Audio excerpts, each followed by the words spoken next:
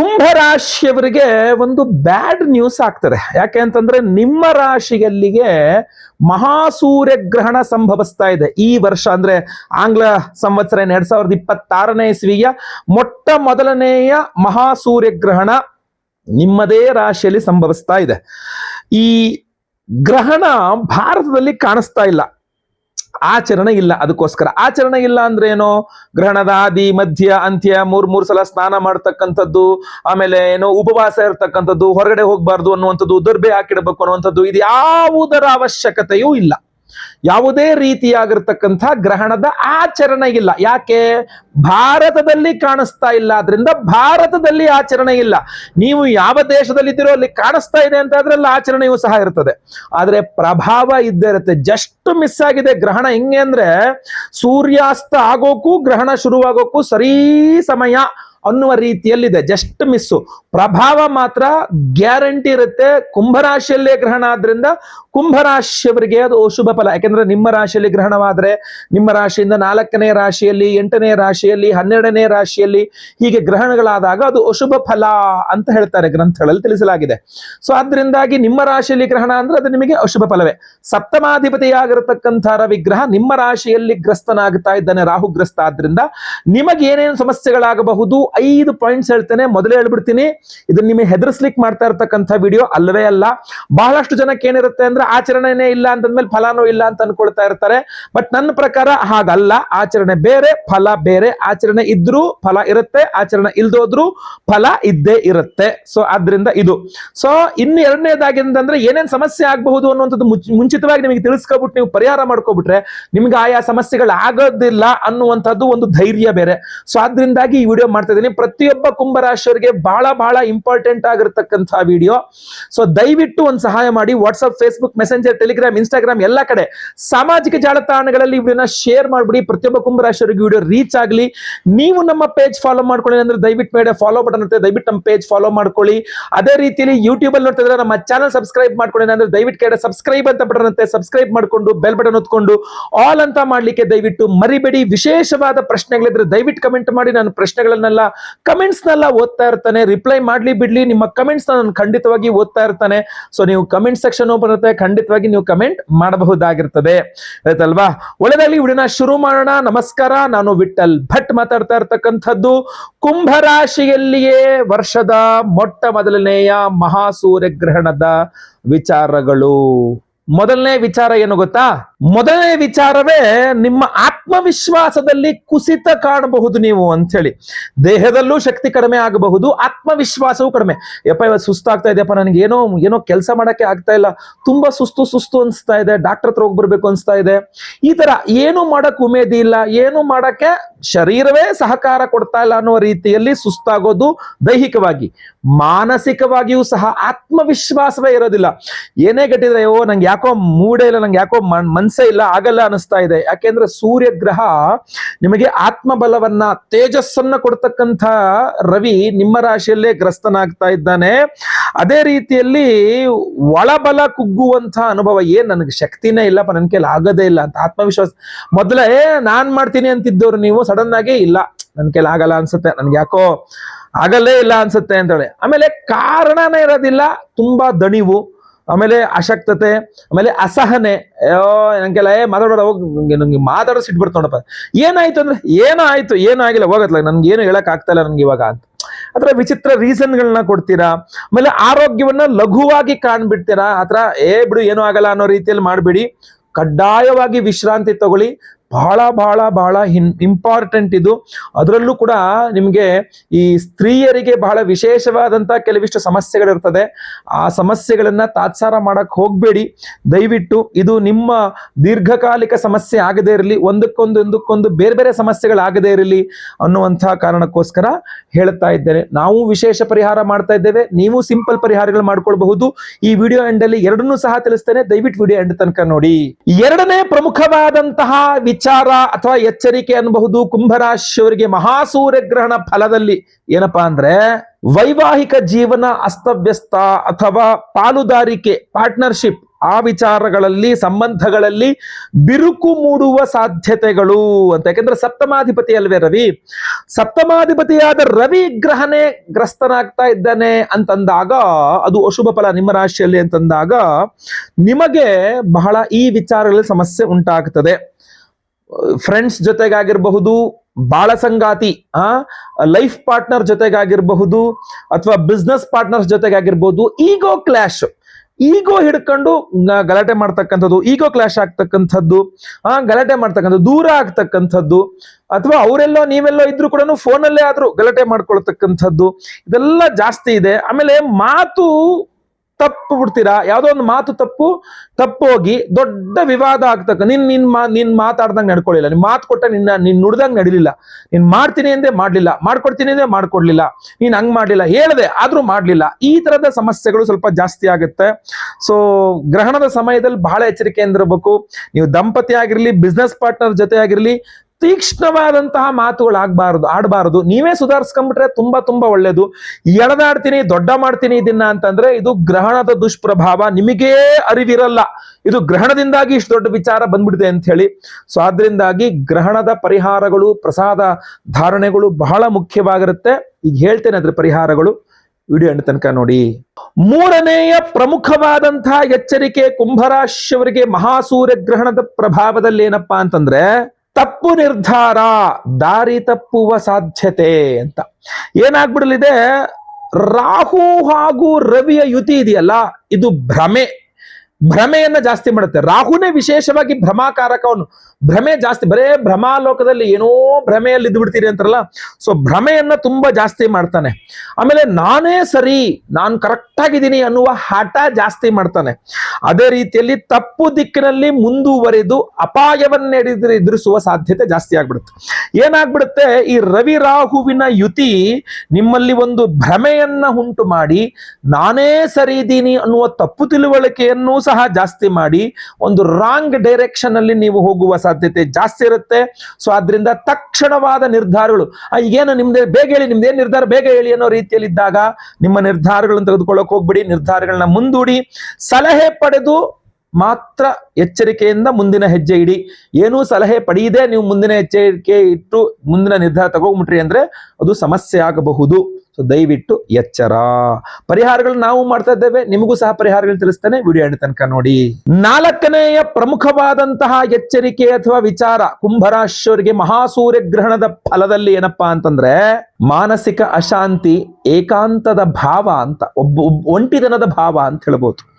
ಏನಾಗುತ್ತೆ, ನಿಮ್ಮ ರಾಶಿಯಲ್ಲೇ ಗ್ರಹಣ ಇದ್ದಾಗ ಒಳಗೊಳಗೆ ಯುದ್ಧ ಅಂತ, ಹೊರಗಿನ ಯುದ್ಧ ಅಲ್ಲ, ಒಳಗಿನ ಯುದ್ಧ ಜಾಸ್ತಿ ಆಗ್ಬಿಡುತ್ತೆ. ಮಾನಸಿಕವಾದ ಯುದ್ಧ, ಮನಸ್ಸಿನಲ್ಲೇ ಜನ ಎಲ್ಲ ಸುತ್ತಲೂ ಜನ ಇರ್ತಾರೆ, ಬಟ್ ನಿಮಗ್ ಮಾತ್ರ ಒಂಟಿತನ ಕಾಡ್ತಾ ಇರತ್ತೆ. ಯಾರು ನಮ್ಮವರಲ್ಲ, ಇಲ್ಲ, ಎಲ್ಲ ಸ್ವಾರ್ಥಿಗಳಪ್ಪ, ಯಾರು ಏನೂ ಇಲ್ಲ, ನಾನೇ ಸರಿ ಇಲ್ಲ, ಅವ್ರು ಸರಿ ಇಲ್ಲ, ಏನೋ ಸರಿ ಇಲ್ಲ, ಏನ್ ಸರಿ ಇಲ್ಲ, ಟೈಮ್ ಸರಿ ಇಲ್ಲ.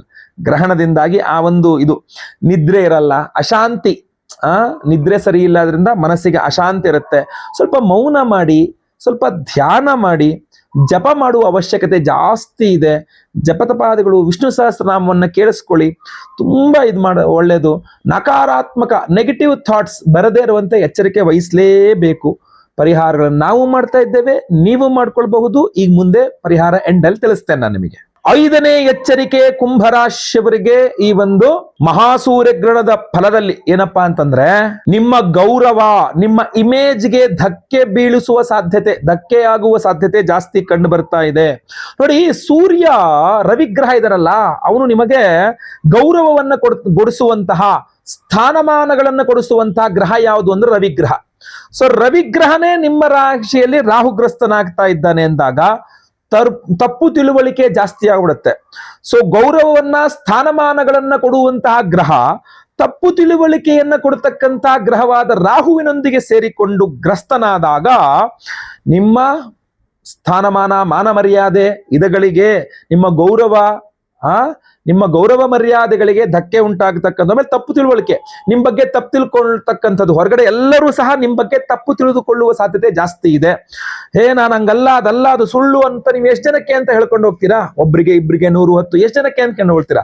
ಸೊ ಅದರಿಂದ ತಪ್ಪು ತಿಳುವಳಿಕೆ ಜಾಸ್ತಿ ಆಗ್ಬಿಡ್ತದೆ. ಸಾರ್ವಜನಿಕ ಮಾತು, ಸೋಷಿಯಲ್ ಮೀಡಿಯಾ ಪೋಸ್ಟ್ಗಳು ಮಾಡ್ಬೇಕಾದ್ರೆ ಬಹಳ ಎಚ್ಚರಿಕೆಯಿಂದ ಇರಬೇಕು.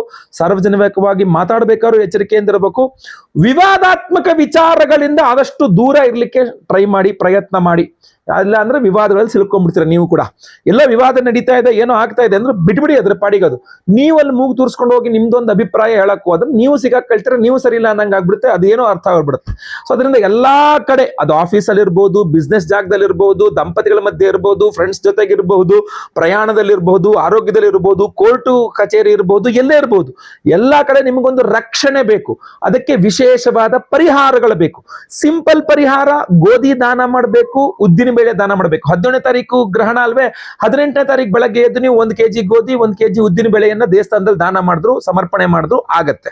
ಇಲ್ಲ ನಾವು ವಿಶೇಷವಾದಂತಹ ಪರಿಹಾರವನ್ನ ಮಾಡಿ ಅದ್ಭುತವಾದಂತಹ ಪ್ರಸಾದವನ್ನು ಕೊಡ್ತಾ ಇದ್ದೇವೆ, ಅದ್ರ ಬಗ್ಗೆಯೂ ಸಹ ನೀವು ತಿಳ್ಕೊಳ್ಬೇಕು. ಫೆಬ್ರವರಿ 17ನೇ ತಾರೀಕು ಮಂಗಳವಾರ, ಅಮಾವಾಸ್ಯೆ ಮಹಾಸೂರ್ಯ ಗ್ರಹಣದ ದಿವಸವೇ ನಮ್ಮ ಯಾಗಶಾಲೆಯಲ್ಲ, ಉತ್ತರದ ನೇಪಾಳದ ಪಶುಪತಿನಾಥನ ಸನ್ನಿಧಾನದಲ್ಲಿ, ಜ್ಯೋತಿರ್ಲಿಂಗ ಸ್ವರೂಪಿ ಪಶುಪತಿನಾಥನ ಸನ್ನಿಧಾನದಲ್ಲಿ ಈ ಬಾರಿಯ ನಮ್ಮ ವಿಶೇಷವಾದಂತಹ ದೇವತಾರಾಧನೆಗಳನ್ನು ನಾವು ಪ್ಲಾನ್ ಮಾಡಿರ್ತಕ್ಕಂಥದ್ದು.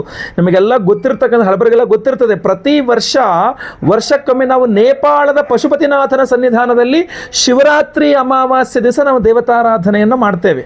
ಸೊ ಈ ಬಾರಿಯೂ ಅದಕ್ಕೆ ಹೊರತಲ್ಲ, ಈ ಬಾರಿಯೂ ಸಹ ಅಂತಹ ದಿವ್ಯ ಪವಿತ್ರವಾದಂತಹ ಕ್ಷೇತ್ರದಲ್ಲಿಯೇ ನಾವು ದೇವತಾರಾಧನೆಯನ್ನ, ಹೋಮಗಳನ್ನು ಮಾಡ್ತಾ ಇದ್ದೇವೆ. ಪರಿಹಾರ ಶಾಂತಿಗಳನ್ನು, ಯಾವ ರೀತಿ ಶಾಂತಿಗಳನ್ನು ಮಾಡ್ತಾ ಇದ್ದೀವಿ ಈ ಬಾರಿ ನೋಡ್ಕೊಳ್ಳಿ. ಬಹಳ ಮುಖ್ಯವಾಗಿ ಶಿವರಾತ್ರಿ ಅಮಾವಾಸ್ಯೆ ಶಿವನ ಸನ್ನಿಧಾನವಾದ ಕಾರಣ ರುದ್ರ ಹೋಮವನ್ನು ಮಾಡಲೇಬೇಕು. ನಾವು ರುದ್ರ ಹೋಮವನ್ನು ಮಾಡ್ತಾ ಇದ್ದೇವೆ. ಜೊತೆಗೆ ಅವತ್ತಿನ ದಿವಸವೇ ರಾಹುಗ್ರಸ್ತ ಮಹಾಸೂರ್ಯಗ್ರಹಣ ಇರೋದ್ರಿಂದಾಗಿ ನಾವು ಸೂರ್ಯಗ್ರಹಣ ಶಾಂತಿ ಹೋಮವನ್ನು ಸಹ ಮಾಡ್ತಾ ಇದ್ದೇವೆ. ಅದರ ಜೊತೆಯಲ್ಲಿ ಮಹಾಪ್ರತ್ಯಂಗಿರ ಹೋಮವನ್ನು ಮಾಡ್ತಾ ಇದ್ದೇವೆ. ಈ ಮಾಟ ಮಂತ್ರ, ಶತ್ರುಬಾಧೆ, ದೃಷ್ಟಿದೋಷ ಇತ್ಯಾದಿಗಳೆಲ್ಲ ಪರಿಹಾರಕ್ಕೋಸ್ಕರವಾಗಿ ಮಹಾಪ್ರತ್ಯಂಗಿರ ಹೋಮವನ್ನು ಮಾಡ್ತಾ ಇರತಕ್ಕಂಥದ್ದು. ಜೊತೆಗೆ ಮಹಾಮೃತ್ಯುಂಜಯ ಹೋಮವನ್ನು ಮಾಡ್ತಾ ಇದ್ದೇವೆ. ಜೊತೆಗೆ ಈ ಬಾರಿ ಬಹಳ ಪ್ರಮುಖವಾಗಿ ಇಂದ್ರಾಷ್ಟ ದಿಗ್ಬಂಧನ ಹೋಮ ಅಂತ ಒಂದು ವಿಶೇಷವಾದಂತಹ ದಿಗ್ಬಂಧನ ಹೋಮವನ್ನು ಮಾಡ್ತಾ ಇದ್ದೇವೆ.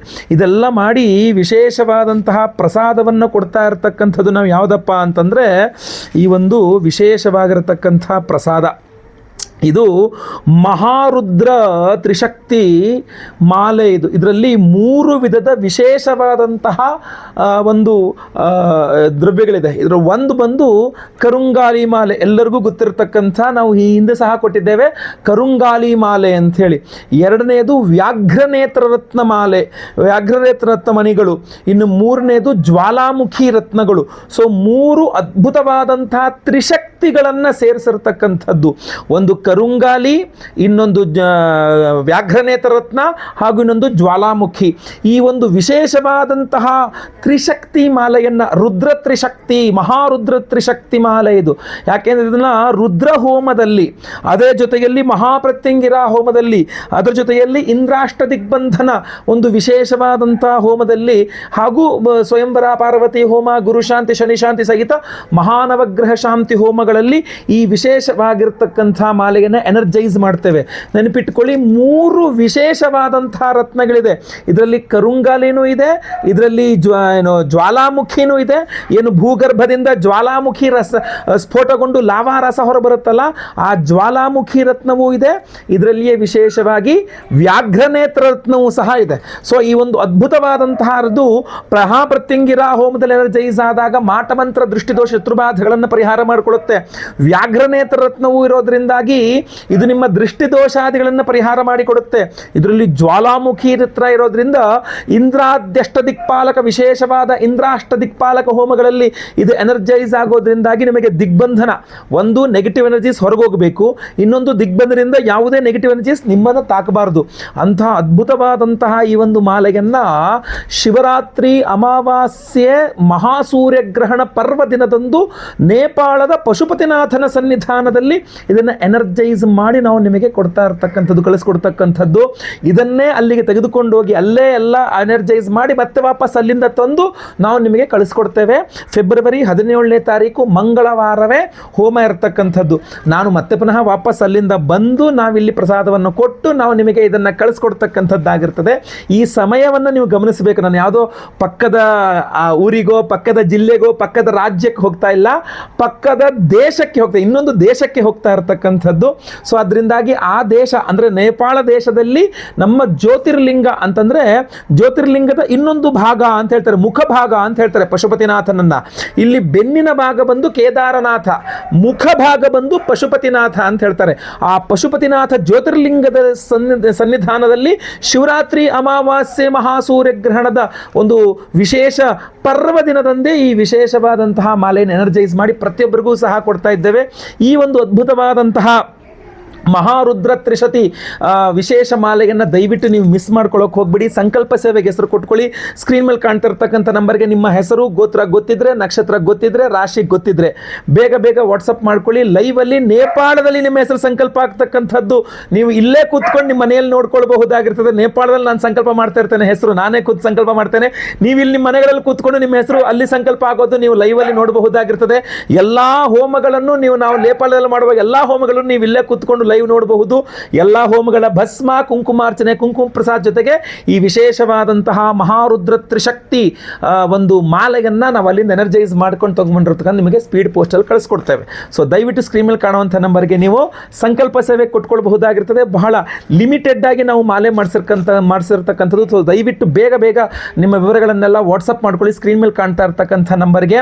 ಹಾಗೂ ಈ ವಿಡಿಯೋನ ಪ್ರತಿಯೊಬ್ಬರಿಗೂ ರೀಚ್ ಆಗೋ ಥರ ದಯವಿಟ್ಟು WhatsApp, Facebook, messenger, Telegram, Instagram ಎಲ್ಲ ಕಡೆ ಸಾಮಾಜಿಕ ಜಾಲತಾಣಗಳಲ್ಲಿ ವಿಡಿಯೋನ ಶೇರ್ ಮಾಡಲಿಕ್ಕೆ ಮರಿಬೇಡಿ. ನೀವಿನ್ನು ಸಬ್ಸ್ಕ್ರೈಬ್ ಮಾಡ್ಕೊಂಡಿನ ಚಾನಲ್ ಅಂದರೆ ದಯವಿಟ್ಟು ಕೆಳಗಡೆ ಸಬ್ಸ್ಕ್ರೈಬ್ ಅಂತ ಬಟನ್ ಅಂತೆ ಸಬ್ಸ್ಕ್ರೈಬ್ ಮಾಡಿಕೊಂಡು ಬೆಲ್ ಬಟನ್ ಹೊತ್ಕೊಂಡು ಆಲ್ ಅಂತ ಮಾಡಲಿಕ್ಕೆ ಮರಿಬೇಡಿ. ಫೇಸ್ಬುಕ್ಕಲ್ಲಿ ನೋಡ್ತಾ ಇದ್ದೀರಾ, ನಮ್ಮ ಪೇಜನ್ನು ಫಾಲೋ ಮಾಡಲಿಕ್ಕೆ ದಯವಿಟ್ಟು ಮರಿಬೇಡಿ. ಮುಂದುವರೆದಲ್ಲಿ ಮತ್ತೆ ಪುನಃ ಸಿಗ್ತಾನೆ. ಎಲ್ಲರಿಗೂ ಸಹ ಒಳ್ಳೆಯದಾಗಲಿ. ಲೋಕ ಸಮಸ್ತ ಸುಖಿನೋ ಭವಂತು. ನಾರಾಯಣ ನಾರಾಯಣ ನಾರಾಯಣ.